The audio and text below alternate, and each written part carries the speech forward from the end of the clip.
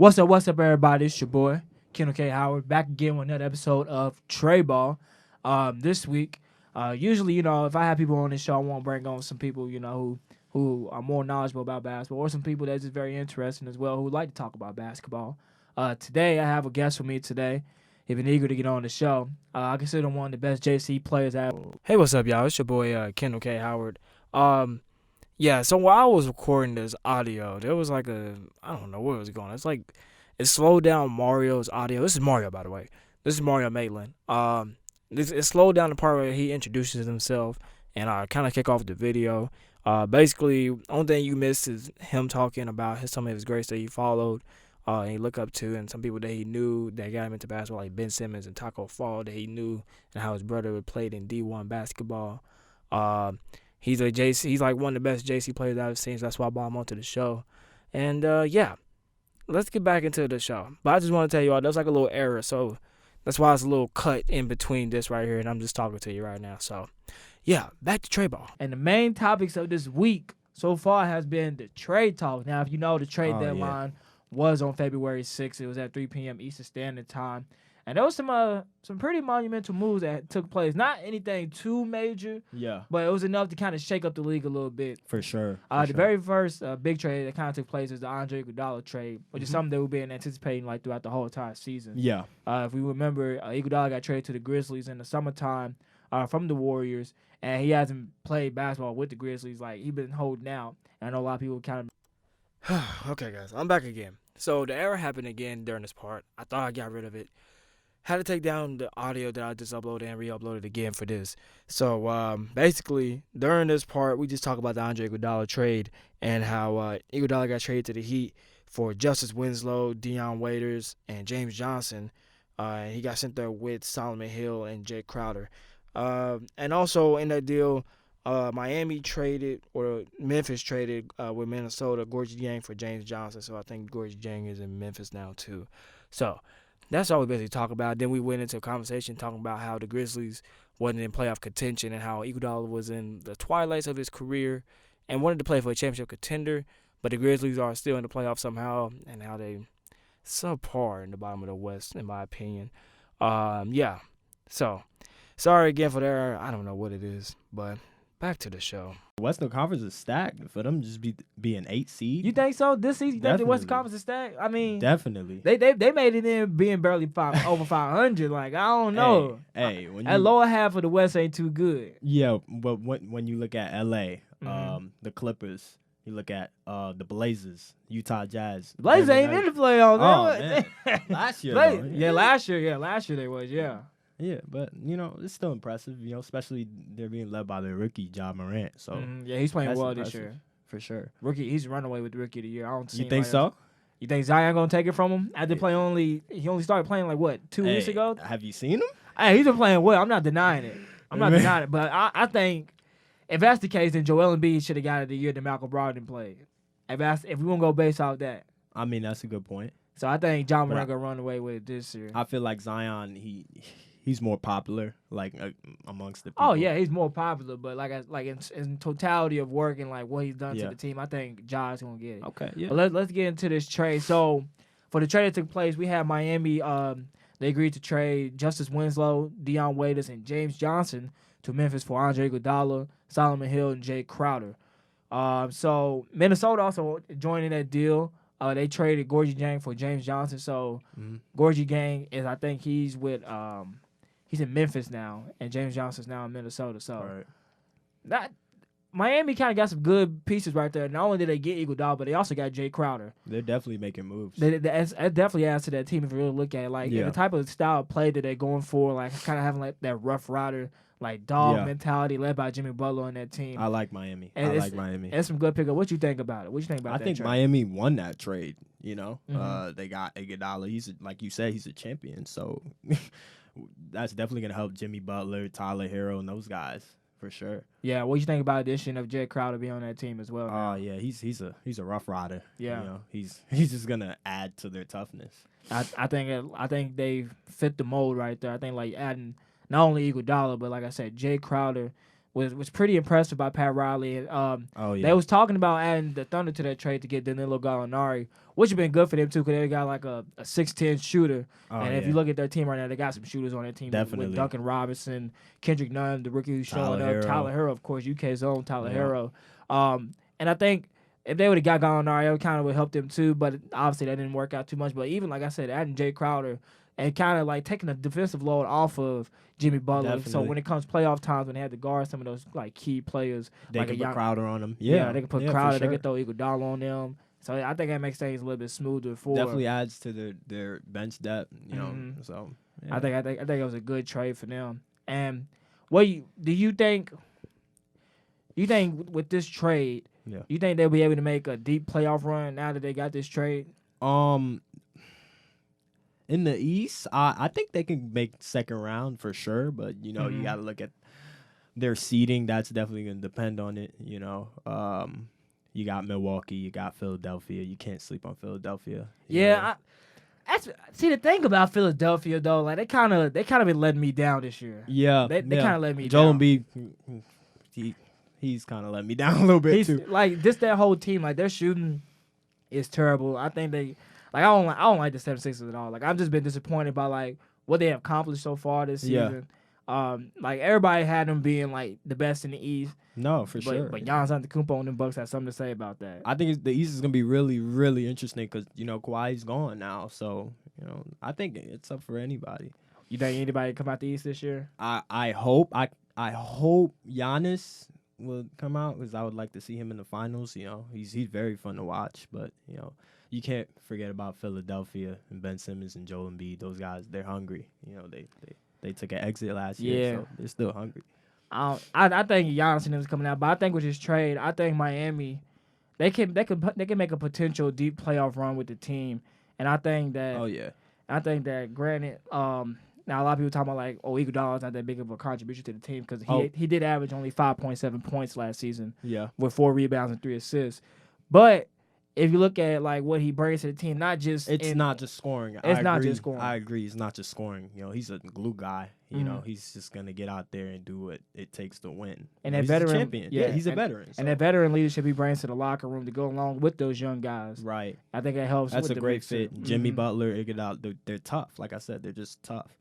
Yeah, and like I said, that championship pedigree helps with it as well. And it's also a lot of people don't like praise Iguodala for his playmaking skills as well. Cause not only is he a good, Oh yeah, he's a yeah. good defender, but he's a good playmaker as He well. is. He is. So He's it very adds- underrated. So you see that playmaker go along with the likes of like Jimmy Butler and Kendrick Nunn, who's a decent playmaker, and Goran Dragic too. A lot of people don't really talk about him no more. Yes. I'm a Goran Dragic fan. I used to like him when he was in Phoenix. Yeah. I remember those days. Yeah, Like yeah, so, just going along with them players, like you said, it's gonna be good fun seeing this team. for Now, leading up into this trade, there was some beef, if you would, some Twitter beef and some Oh, little interview yeah. beef going on sure. Mhm. with Iguodala and some of the young Grizzly players, specifically Dillon Brooks, who was getting interviewed, and he said he couldn't wait to trade him so he could play him.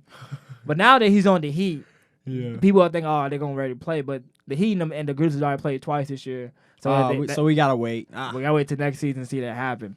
But speaking on Dillon Brooks, he actually just got a $35 million contract extension this year. He's actually been playing very well for the Oh, yeah. Grizzlies, averaging about 16.1 points this season, playing a big role.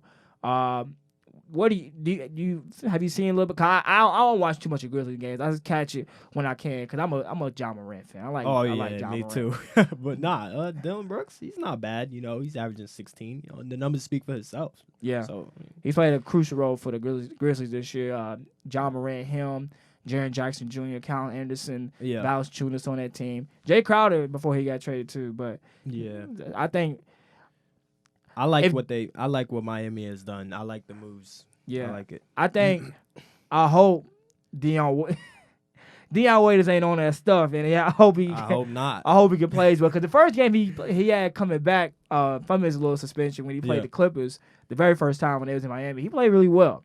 Yeah, So the talent is still there. So I hope he can like showcase his skills for sure. You know, and in Memphis along with Justice Winslow as well. Justice Winslow. Yeah. So that's all I have to say on that trade. Another trade that happened. That was a big move for his contended team was Marcus Morris to the Clippers. So the trade when Marcus Morris went to the Clippers, the Clippers gave up Mo Harkless and a 2020 first round pick with the right to a 2021 first round pick swap with the Clippers. So the Knicks get that unless it's I don't know, 1-4. Yeah. 1-4 odds. And 2021 second round pick via Detroit. Washington draft rights to 2018 second round pick. Usuf Sana.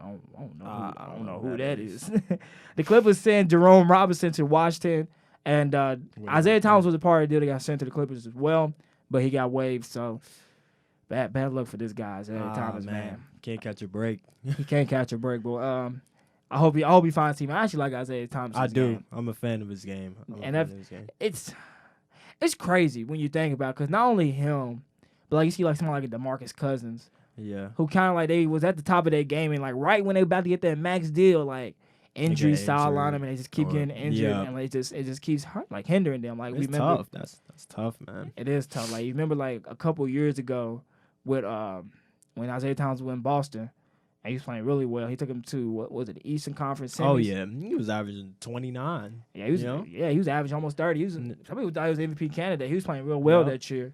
And we see when he got traded to Cleveland for Kyrie Irving, he had a hip injury, and it's never been the same. It's never been the same, and it's been sad. So, what you think about this Marcus Morris trade? How does this benefit the Los Angeles Clippers? Great move by the Clippers. You know, what surprised me was how the Lakers didn't really make a move, but the Clippers, you know, they added Marcus Morris, and he's a guy that he brings toughness.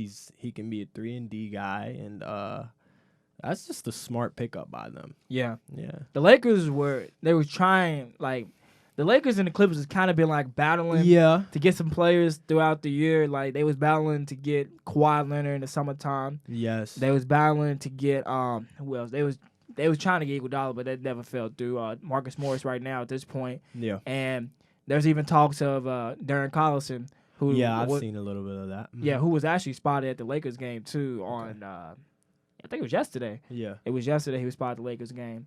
I think with this move, I think for the Clippers, it's actually a good move for them.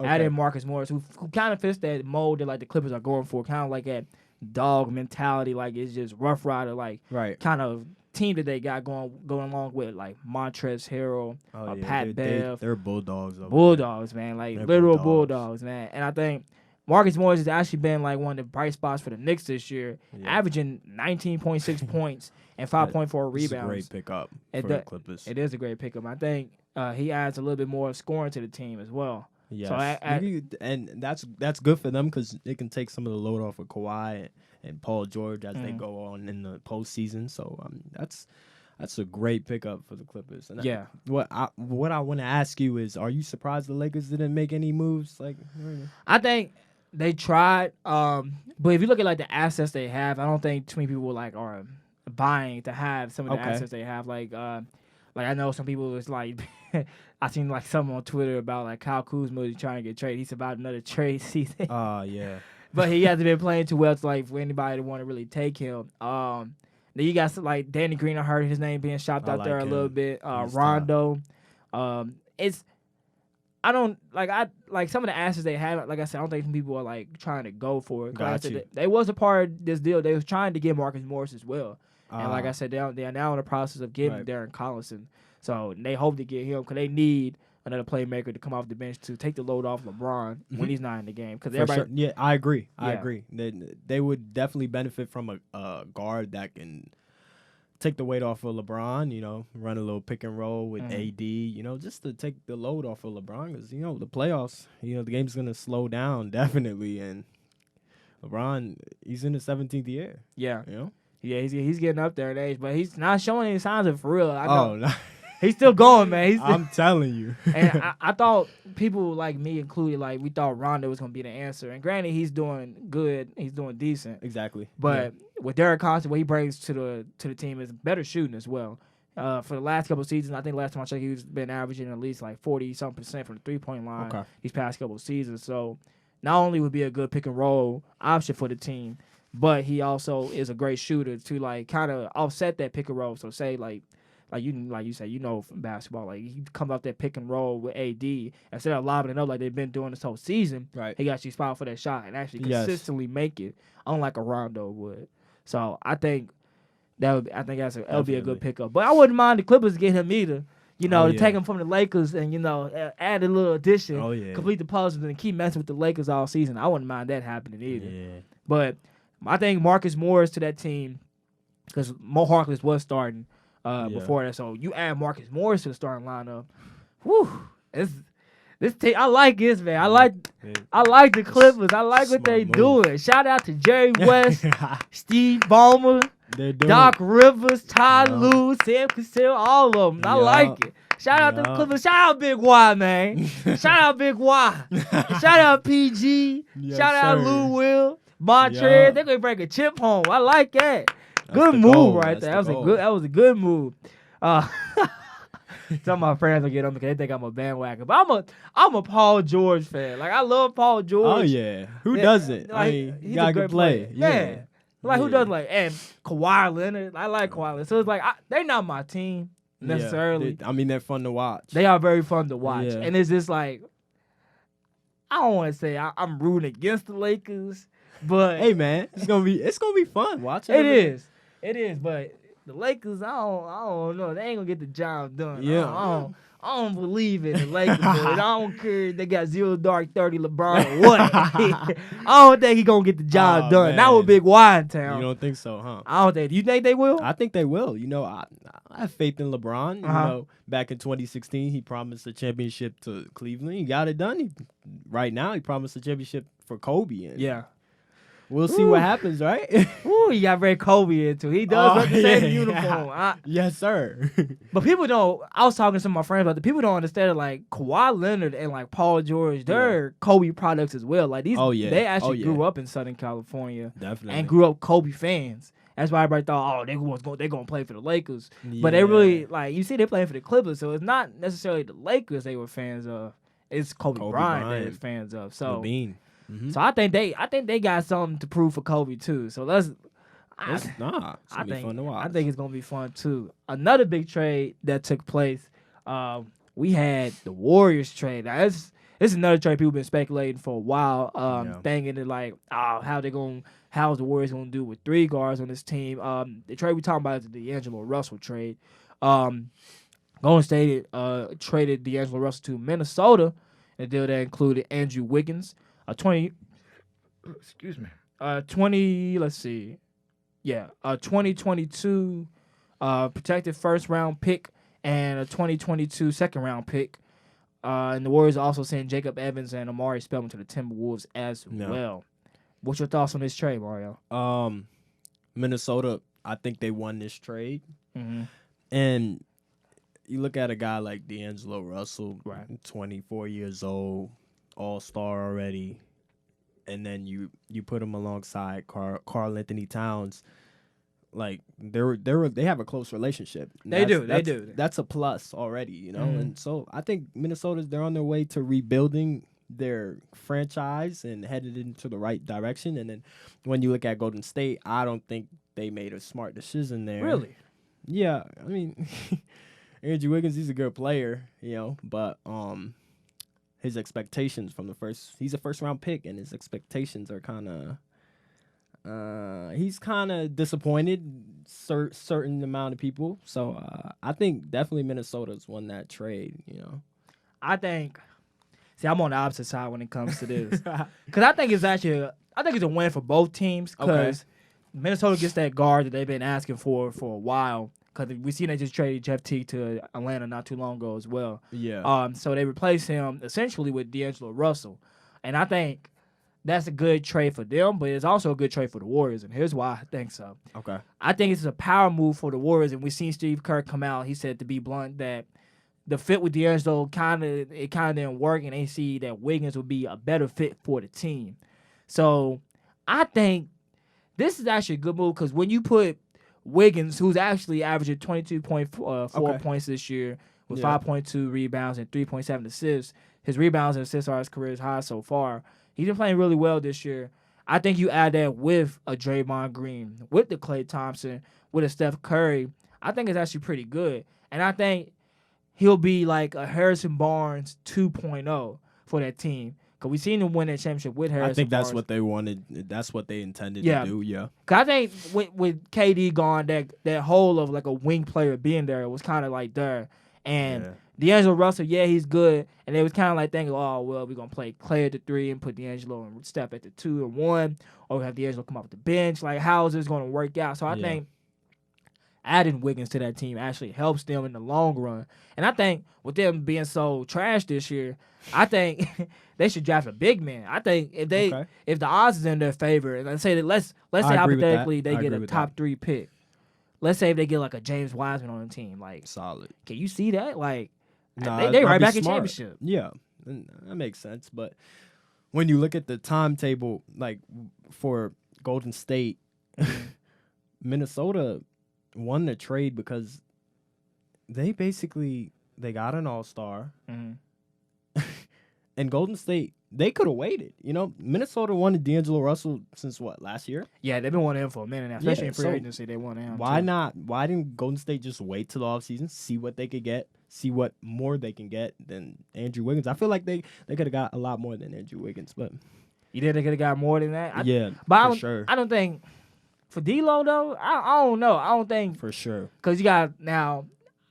Being a Louisville native like D'Lo is, and me myself being a Louisville native, I don't want to talk too bad on the guy, but D'Lo kind of got like a track record, not on the court, but like so? with off the court issues. Yeah. Like we go back to the Swaggy P stuff in Los Angeles.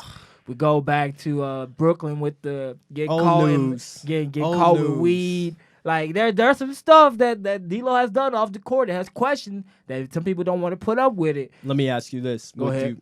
Who do you think has more upside, D'Angelo Russell or Andrew Wiggins? D'Lo. I think D'Lo does have a good upside. That's why I said it was kind of win-win for both. Right. Because I think, like when you was talking before the camera went on, like we pointed out the ages of Steph Curry and Klay Thompson. Yes. And kind of like talking about how their windows could be closing soon in terms of like getting the championship. But I think with them being like mostly shooters, but with kind of injuries on it, but I think they still relatively young enough that like the injury shouldn't bother them as much. I think they got themselves a good 5 good more years in them before they really start to slow down and really like get less than what they are right now. I think with Wiggins on that team, like I said, being the Harrison Barnes 2.0, being the younger version of that, and like I said, if they get a good big man to go along with it, like a young, let's say they get top 3 pick. That would be very interesting. If they get a James Wiseman, and to go along with the bench they already got, they got some young guys on there right now that's playing real good. Eric Pascal is playing good, averaging 13.5 points and 5 rebounds this year. Damian Lee, who came from Louisville, who a lot of people think he's on the team because he married a Curry. And with averaging 11.8 points this year with 5 rebounds. Yeah. With them two coming off the bench, and I think if they're able to get some good pieces in the free agency to go on the bench as well, to go along with that team, granted, with you got 4 players on the team with max money. Yeah. Because you got Steph with super max. You got Clay with a max contract. Wiggins just signed a max deal not too long ago. He's on his deal. He got 3 years, $95 million left on his deal. Draymond just signed a $100 million contract. It's all season 2. So the money can be kind of limited. But I think if some people in the league, some good free agents, because it's free agency summer, it's not going to be as deep as last season's, but there's going to be some good rotation, some role players. I think if they see this, they'll jump back on the Warriors bandwagon, and I think they could be able to make a good run in the playoffs. Yeah. I think so. I think another reason why I think Wiggins will help the team too. He's a relatively healthy guy. As we're seeing now, health is kind of the Achilles heel of the Warriors right now. Yeah, everybody's out, but Wiggins he stays healthy. Yeah, for sure. Only missing only 9 games last season. He played. I looked at his numbers in his game log. He played 282 game seasons back to back, and 181 game season as well. Like I say, missed 9 games last season. He only missed 8 this year so far.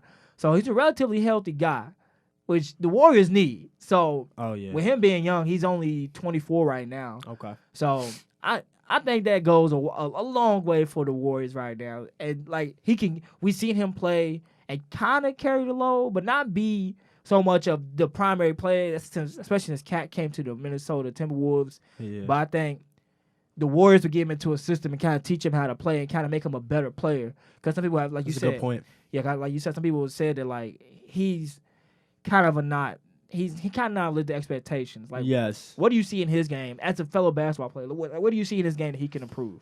I would say be more consistent with his shooting. Mm-hmm. And consistency is the major thing for him. Just bringing it every night.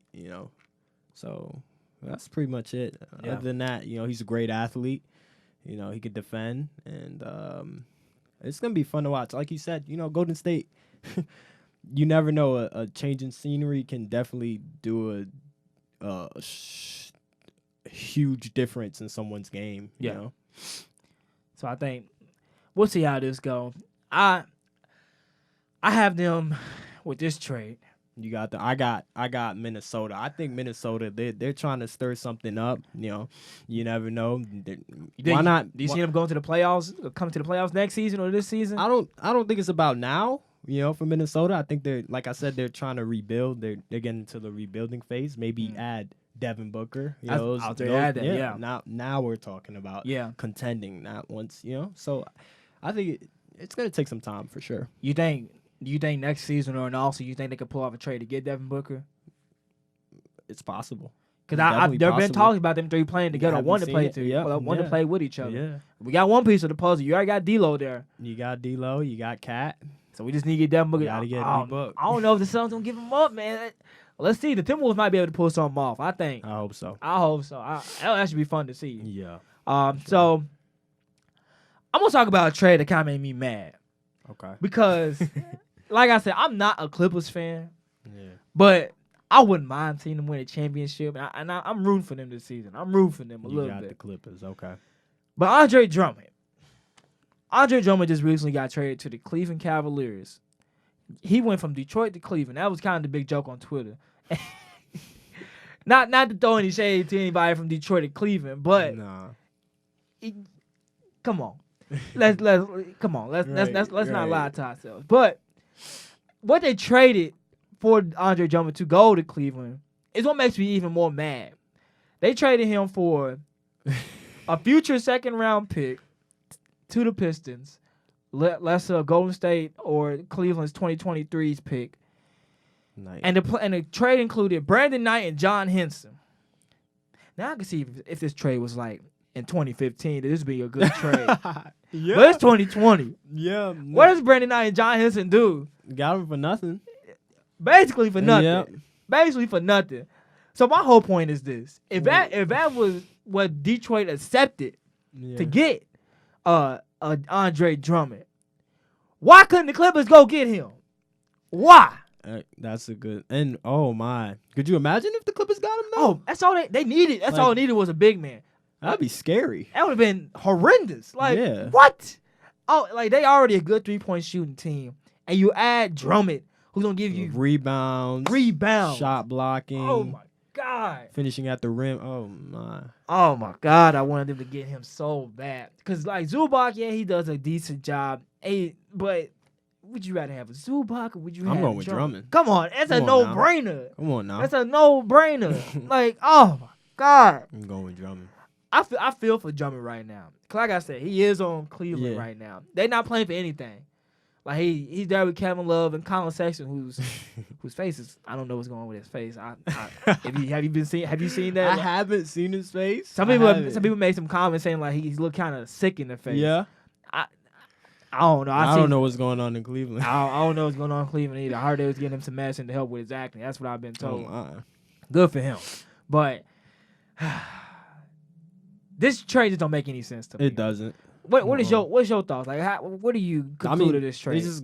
Who did they give up? They gave up nothing, basically. Basically, like I said, if this was 2015 or 2014, with Brandon Knight and John Henson, that would have been a good trade. Like, all right. It would have been better, but still. It's like now, Andre Drummond. Oh God, one of the best bigs in the league. He's playing real well this year. He's playing good this year. I think last time I checked, he's averaging. I don't want to throw out false numbers, but I think he's averaging about 18 points and he's averaging about 14 rebounds, I think, on top of that as well. So he's playing real well. But dang, I'm upset at that trade, dog. That hurt me. Now let's talk about another trade. Now I am a Rockets fan because of Russell Westbrook. But there's a trade that went down that sent Clint Capella off the team, and a lot of people. I know a lot of people been joking about that trade because they had PJ Tucker playing center. We'll talk more about that. Yeah. But in this trade, it was a 4-team trade. It included 12 players. In this trade, Atlanta got Clint Capella and a name from the Rockets. Denver received Keita Bates-Diop, Gerald Green, Shabazz Napier, Noah Vonleh, and Houston's 2020 first-round pick. Houston received Jordan Bell, who they send off to Memphis, and Robert Covington, Golden State's 2024 second-round pick. And Minnesota got Malik Beasley, who's been playing real well for the Nuggets this year. I saw Jamal Murray very upset about that trade, and Juan Hernan Gomez. Yeah. And I didn't even know they got this. They even got Evan Turner as well. I think that's a decent pickup for them. Jared Vanderbilt, a UK alum, and Brooklyn's 2020's first-round pick, lottery protected via Atlanta. What you think about this trade? I like what Atlanta got. Clint Capella, Nene. They got more bigs to go with Trae Young. Man, Trae Young's fun to watch, man. Yeah, he is fun to watch. He's the first time All-Star. Shout out Trae Young. Yeah, shout out Trae Young.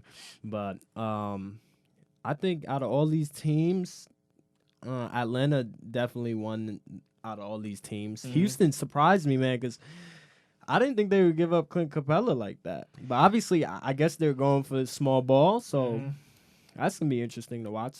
Yeah, I think, like you said, Atlanta didn't win this trade because Capella going along with a John Collins and a Trae Young. I think it adds to their bigs because John Collins, who's playing real well this year. Granted, he had that PED suspension early in the season for 25 Atlanta. games. I think Capella adds to that offense right there. I think it's really good pickup for them. I like Atlanta. Yeah. And so as you touched on, why did the Rockets actually give up Clint Capella? And I was talking to some people, and I was even talking to one of my friends last night about this, just saying that this is D'Antoni's intentions. He wanted to do this trade, and this is kind of like, I would say, D'Antoni's last push to keep his job. Oh yeah. Cause last week I talked about, I said D'Antoni, he's ready to fire. He had too many chances. Too many chances. Like he lost in Western Sydney's last season. This is his last straw. Yeah. He lost Western Conference Finals the year before that, and he's trying to do something new because D'Antoni's known for being an offensive innovator and bringing new concepts to the game, kind of pushing the tempo. He's been doing this since Phoenix days back with Steve Nash, and we're seeing it now that he's doing it with James Harden with this system, and he's kind of making it different. And we seen it on display last night actually against the Lakers. Yeah. To surprise of many, not kind of the surprise of me too, but as I was watching the game, I was like, nah, this actually might work. I mean, you never know, but when you go into the playoffs, you got the Lakers, and you know how big they are. They got McGee, they got Davis. Yeah, but is small ball gonna work? The game is gonna slow down in the playoffs. It proved to work last night, as we've seen, because the Rockets beat the Lakers 121 to 111. Now, granted, one of the Lakers' downfalls is their perimeter defense. So I think that kind of hindered them as well. And as I was watching the game, I was seeing that how with PJ Tucker being at the 5 and kind of drawing out JaVale McGee from that paint and drawing out Anthony Davis as well, that kind of benefited them because they was doing good ball movement around the perimeter. They definitely have more space. It was plenty of space. The paint was completely wide open in a lot of points, and that was and that's their concept. They want to shoot threes and get layups. They don't really shoot mid range besides Westbrook. Westbrook hit some couple mid range. He actually hit one in the crunch time against Anthony Davis off the backboard. Rocco, who actually played last night as well, he hit a 3 in the corner to kind of ice the game a little bit against Anthony Davis. He played real well last night. But one thing I did see, and I kind of made note of this, and I didn't hear too many people talk about this, with them being so small, playing this small ball type of lineup. Last night I saw Westbrook, Harden, Covington, and Tucker all had 4 fouls each.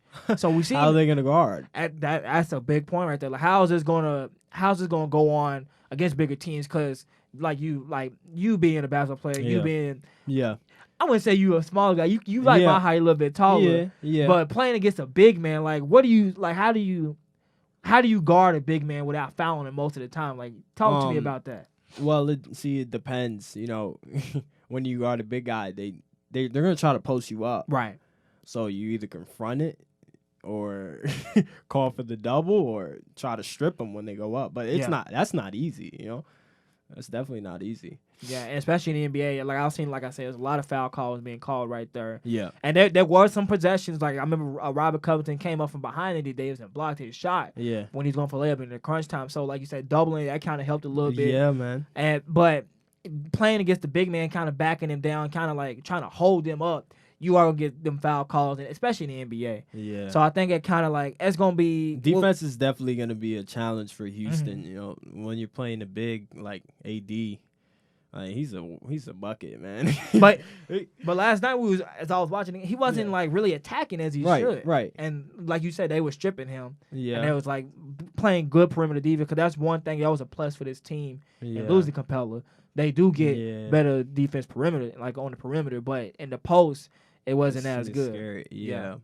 Do you think going forward, you think the Rockets can keep this up? Like, do you only see them beating teams who are weak in perimeter defense, or can you see them like actually? I mean, I think winning formula? What I think they can keep it up in the regular season. They're 11-1 without Clint Capella. Yeah. So that's impressive. But when you go into the playoffs, the game's gonna slow down, and you're gonna be going up against the guys like AD and deep in the postseason. Look at Clippers. They're big, and then they are, Milwaukee. Oh my, they're huge. So Milwaukee, Milwaukee's definitely big. Yeah, so I mean, I think they're trying to copy off of the Golden State small ball. Yeah, with the Hampton play 5 style. lineup. Yeah, but that would work 2 years, maybe 3 years ago. But the game has changed this season, man.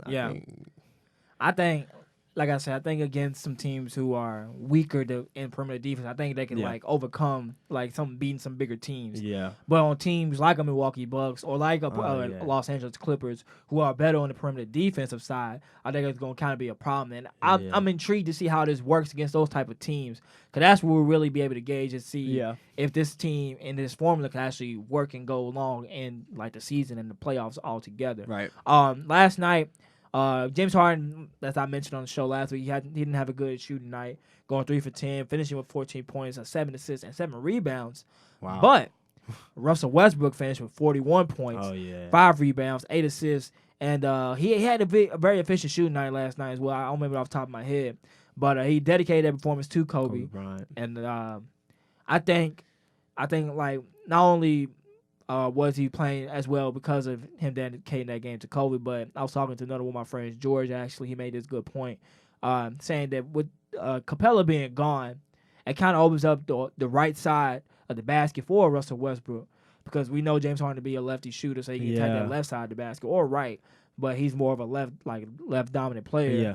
But Russell being more right-handed, him going to that right side of the basket, that and Capella being gone and not clogging at the paint. There's a lot more space. Yes, it is a lot more space. So I think that kind of helped. But I don't know.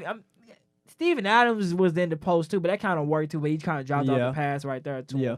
So, but Russell did play well last night. And like I said, with this trade, I think we'll see as the season progresses and goes on forward. We'll see how this plays out for them. Yeah. In other news, let's talk about the NBA All-Star Weekend that's coming up next weekend. Let's talk about some of the competition that's coming up. So we got the Skills Challenge that's coming up.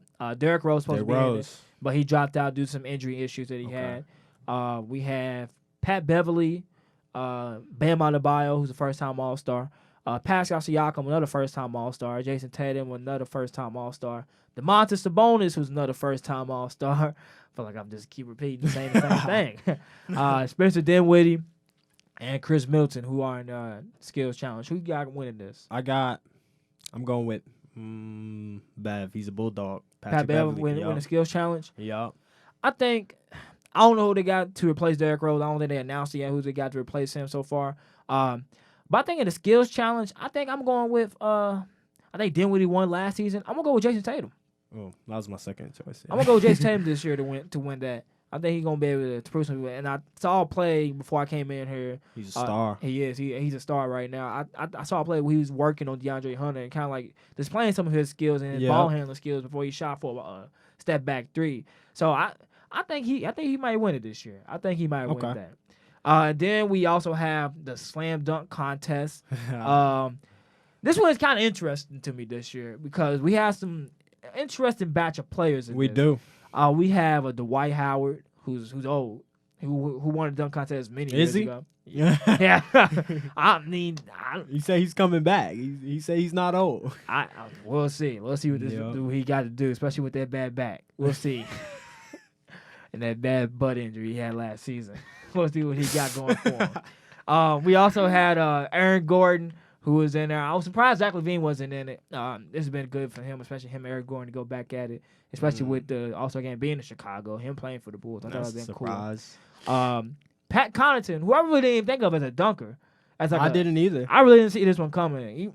So, I don't know. He might surprise us because I feel like every year in the dunk contest, they always have like that you one. always get that surprise player. That surprise player. Or we also have like that one guy that's like, he's in there. Like, he dunks, but he's not really a flashy dunker. So, he might surprise us. I don't know.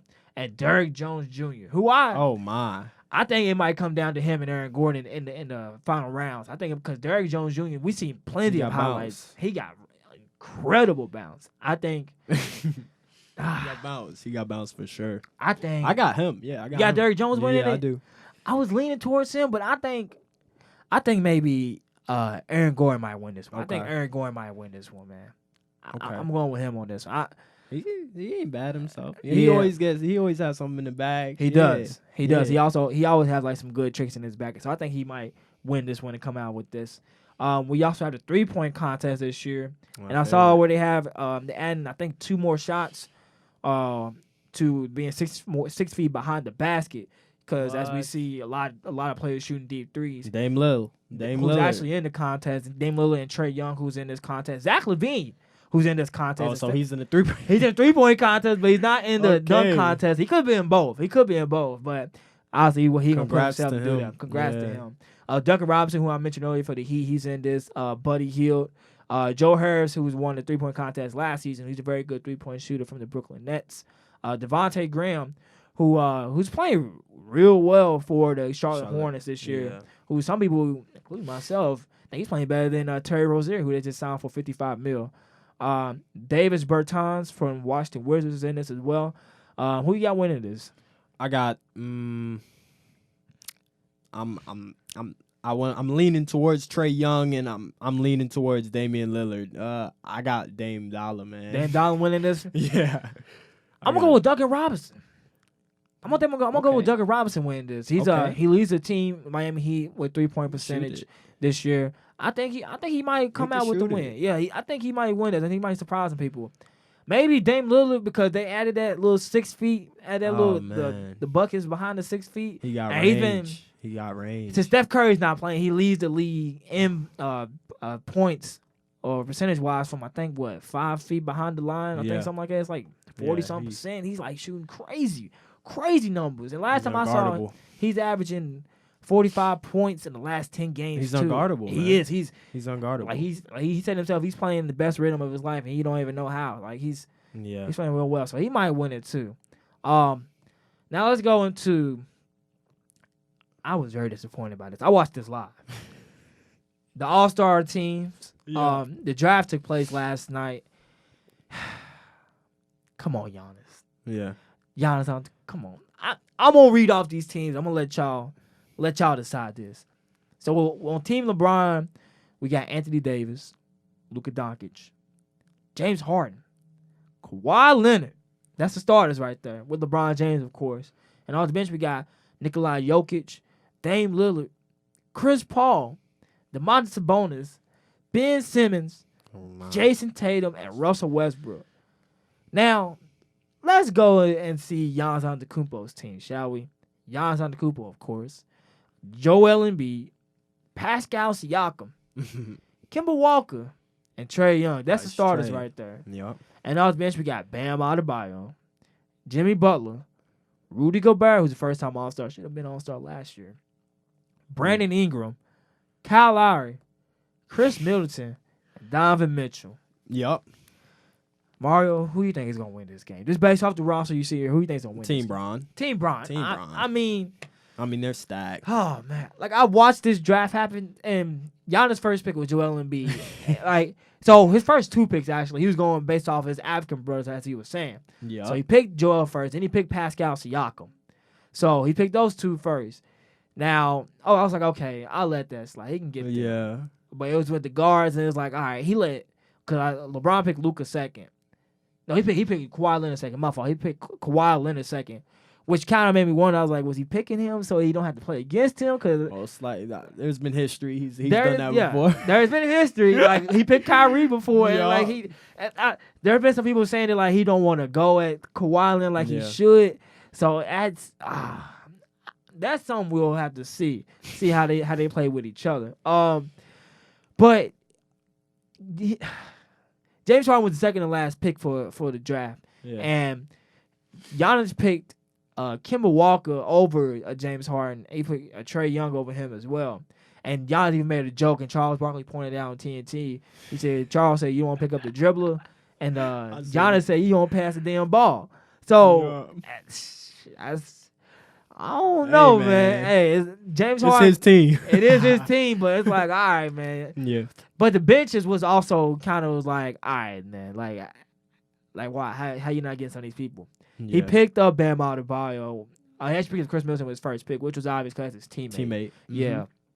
But he also picked up Bam Adebayo was the second pick for the reserves, which that surprised me. He went surprisingly high in this draft, I think. After Bam, we had I don't remember too much of the order, but he had Jimmy Butler on his team to go win him 150 BI, Brandon Ingram from Chirac. He had him on there. Yup. I mean, I feel like, as Kenny Smith pointed out too, LeBron and Giannis picked players that kind of feel like kind of the same mold. Giannis picked a bunch of like Rough Riders. If you look at his team, like some real like Bam Adebayo, like some hustle players, like some real like sure. some real dog like players on his team, like some grinded, hardworking players. Not saying anybody on the team LeBron's not hardworking, but like LeBron got a little bit more finesse, like a little bit more style with his team than the people that he picked. Where Giannis got more like straight grind, like get to the grit and grind, man. Great grit and grind type players. So I think it'd be an interesting game. I think it would be an interesting game to see. And like I said, I got Team LeBron with this, man. Same. Yeah. So I feel like they got a lot more talent on that side. I think they do too, man. Well, that's all we have here for today of Tre Ball. Thank you all for tuning in today. Appreciate y'all. Y'all make sure y'all check out my YouTube page at Kendall K. Howard. Check out the SoundCloud at Kendall K. Howard as well. My man Mario, I appreciate you going, man. Appreciate it. Thank you appreciate for coming, it, dog. And we're done here. Peace, man.